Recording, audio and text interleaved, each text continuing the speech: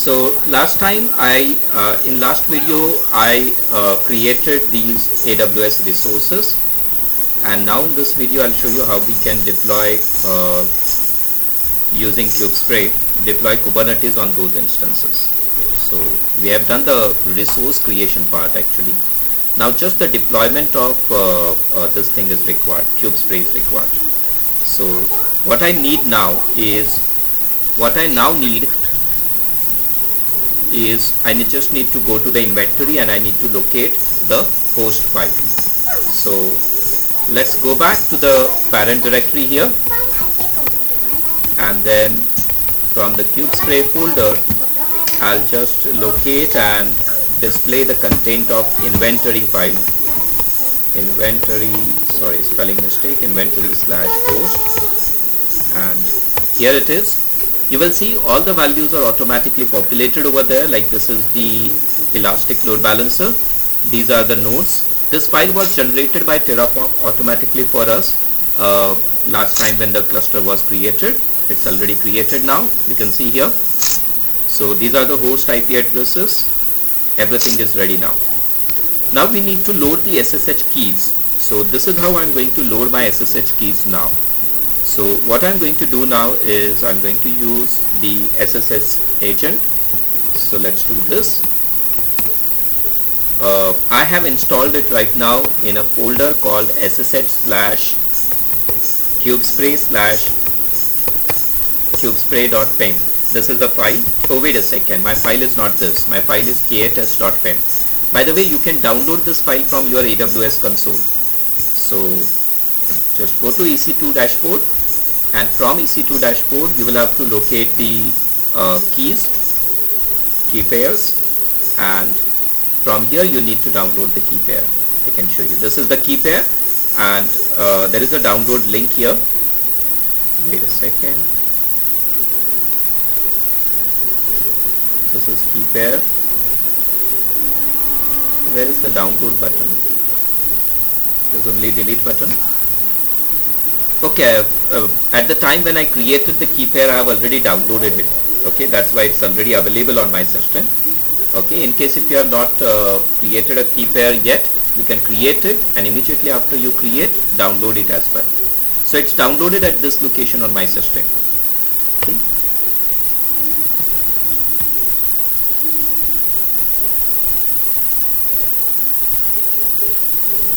Wait a second, this is not required. It's already downloaded. So let me just do cat ssh kubespray.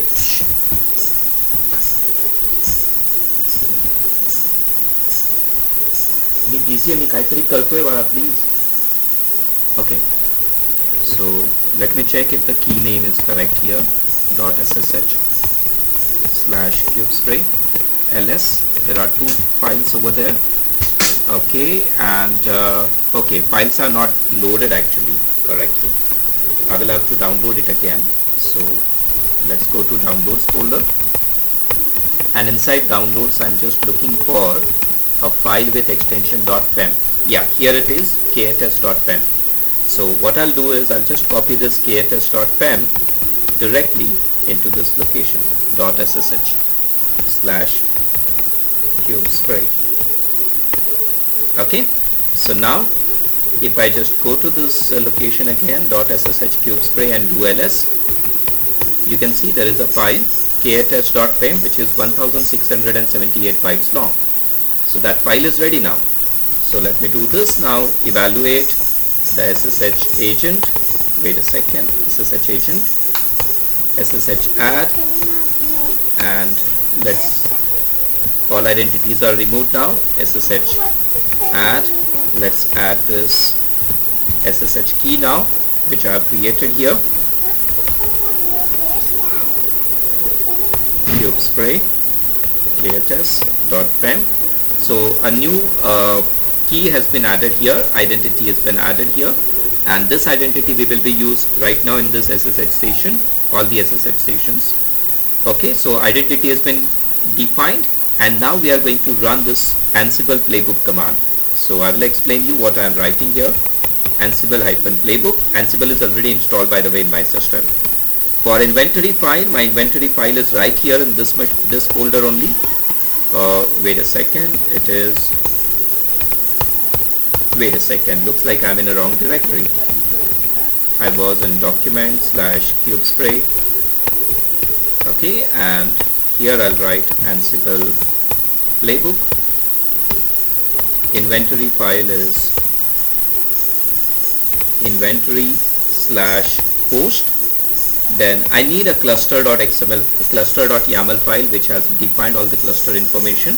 If you want, I can show you what contents are there in cluster.yaml file later on in another terminal window. It usually defines all the Kubernetes specific settings. Then we need to provide the Ansible environment variables like Ansible username. Please remember, as per this blog, the username mentioned over here is core, but you should not use core, you should instead use Ubuntu. Then you need to use become, you need to provide root privileges here, so let's use become root, become user,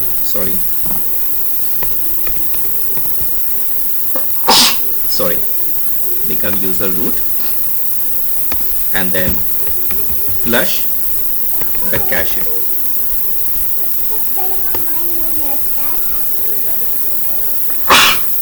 Excuse me.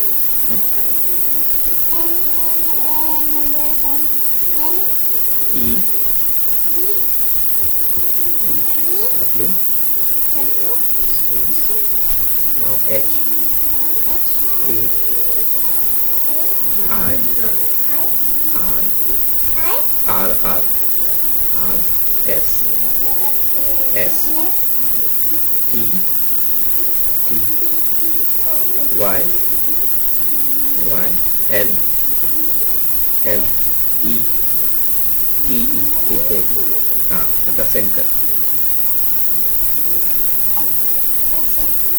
Okay, so provisioning has begun now. You can see it has already started bootstrapping Kubernetes cluster using Ansible playbook. Okay, CubeSpray provides the required playbook, set of playbooks. Ansible is the actual automation tool who is going to provision it. This script is going to take approximately 15 to 20 minutes now. So meanwhile, let me show you the contents of this folder here. So wait a second. So we were in documents folder, CubeSpray, and here I wanted to show you this file, cluster.yaml. So if you look at the cluster.yaml file and its contents, you will see this cluster.yaml file has defined the settings for my Kubernetes cluster that Ansible I want to deploy. I want Ansible to deploy. So here it begins. This will collect all the path. This will check for the HTTP proxy settings. These are the hosts. You can see this is the information about Bastion host. In case if you remove this section, it will no longer create any Bastion node. Then this is about etcd, deploying etcd data store. Then this is again etcd settings. Host is etcd. This is the actual etcd EC2 instance. Then K8s cluster rules. Then about master. You will see everything is already predefined over there. This is also using Calico network driver, the one which by default is used by CubeSpray. Then this is master facts, K8s cluster. So all the rules and cluster specific information is already recorded over here. Generally you do not have to make any changes to this cluster.yaml file. Just accept the default and just fire it, and it will start deployment. It will do everything. It will install all the required packages into it, right from the container runtime called Docker. It will also install kubeadm to bootstrap the Kubernetes clusters, master and worker and everything. But this process is very time consuming. Okay, so what I'll do is I'll just pause this video for some time. Okay, and then I will unpause it once it completes. So okay, it looks like my setup bootstrapping Kubernetes cluster has been completed now. I can see the progress here. Wait a second, let me just scroll down. Okay, scrolling down.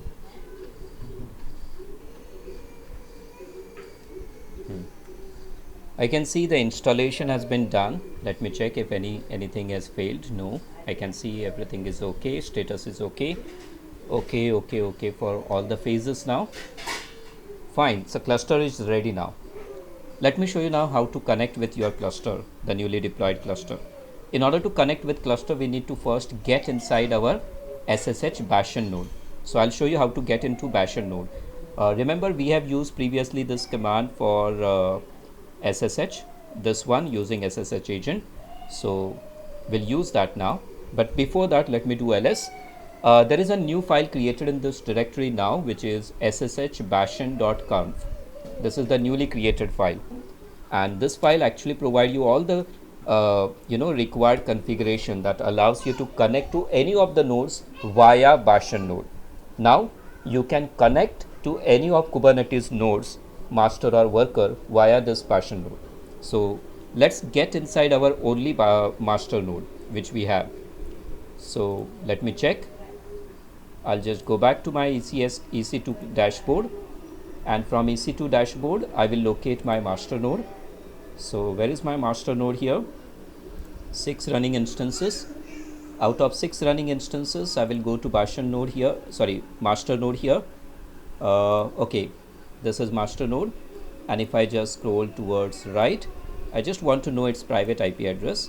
Okay, it's already mentioned here. It's 10.250.199.215. This is private IP address, not accessible to outsider, but accessible via this bastion node.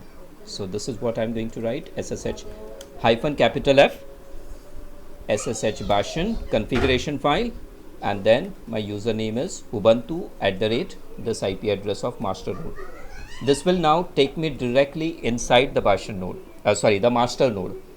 Now I'm inside master node, and I can use our usual kubectl command to get more details about my cluster. Wait a second, looks like the cluster configuration file is still not ready. No worries, we'll go and we'll check the configuration file. Let's go to .cube. Looks like the folder is not been created here yet. Okay, there is one possibility then. It might be created under etc Kubernetes folder, and there must be a file called admin.conf. I'll do that. This sudo cp admin.conf, and I want to copy this file inside my user home directory. So .cube/config. Okay, looks like folder doesn't exist. mkdir home/.cube. First, let's create a folder first. Wait a second, home is not required. .cube, and now let's copy the conf file. Now that conf file is there, I'll just go to the cube directory and let's apply permissions here. Make current user the owner of this config file. Okay, I need to include sudo there. Let's check the permissions now. The config file is now owned by my currently logged in user. I have the read permission on it. So let's do kubectl get nodes now, and I should be now able to see all the nodes. So with this, now we have successfully configured Kubernetes cluster inside EC2 instances, and I can see there are 3 nodes, 2 worker nodes, and 1 master node over there. Now the question is, I'm able to run these commands from inside the EC2 instance, but what about trying to access them or accessing them from inside my local machine, my local workstation? So I'm going to show you how to do that. Basically, what you can do is, there are many ways to do that. One very basic way is to just copy the content of configuration file and paste it somewhere in your local machine, and this is what I'm going to do now. Let me open another terminal window here. This is my local machine, as you can see. Inside my local machine, I will go inside my cube folder. I already have some configuration created here, so let me just rename my old configuration as config.2, and I will create a new file, config file. I'm going to just copy paste all information here. Here I'm going to just display the contents of configuration file. So wait a second, I guess I need to just make more room available to it. Let's make it full screen. Okay, here I'll do cat config. This is the configuration file that I have, and I need to copy everything here. Wait a second, it's too lengthy actually. Anyways, let me just copy all the content of this config file till the last character, copy it, and here I'm going to paste it. Control X, yes, save and close. But there is one small trouble in here, and that small problem is the configuration file is actually designed to be run locally.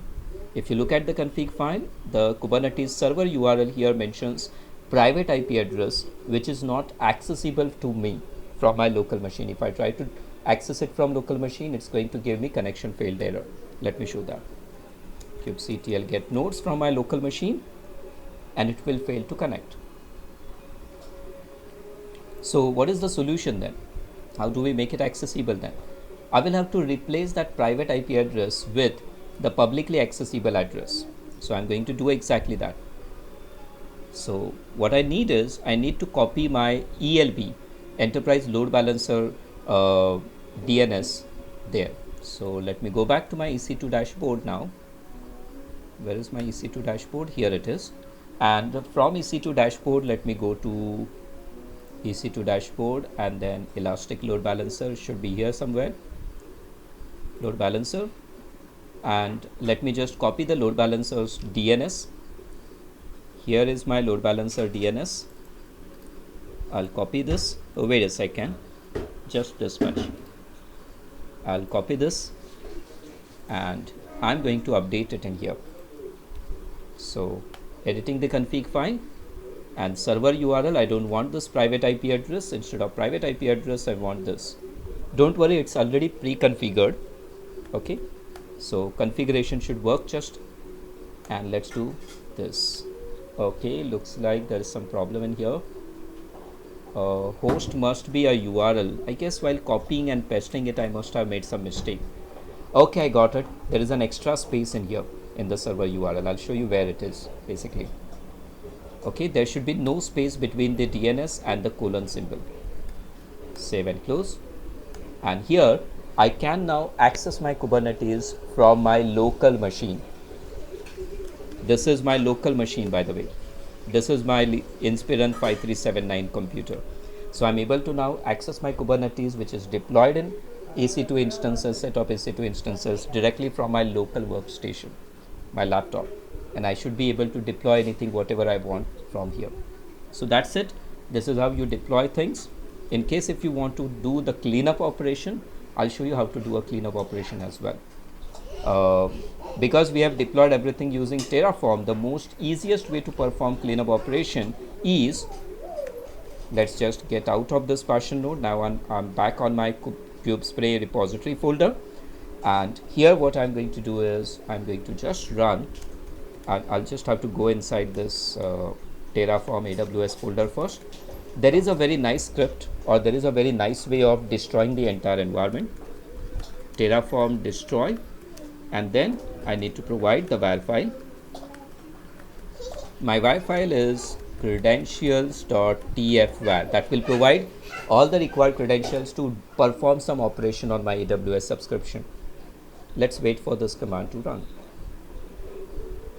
Okay, this will now delete whatever it has deployed earlier on my environment. Do you really want to destroy all the resources? It's asking me for confirmation. Let me just type yes, and now it will destroy all the EC2 instances and all the other resources. So let me just take you back to my AWS console just for the confirmation part. Here is my AWS EC2 dashboard, and you will see running instances from 6, it is now 0. Don't worry, it's going to delete these volumes as well, and even the Elastic IP addresses. It has already deleted load balancer. Volumes are there, but don't worry, very soon volumes will also become 0.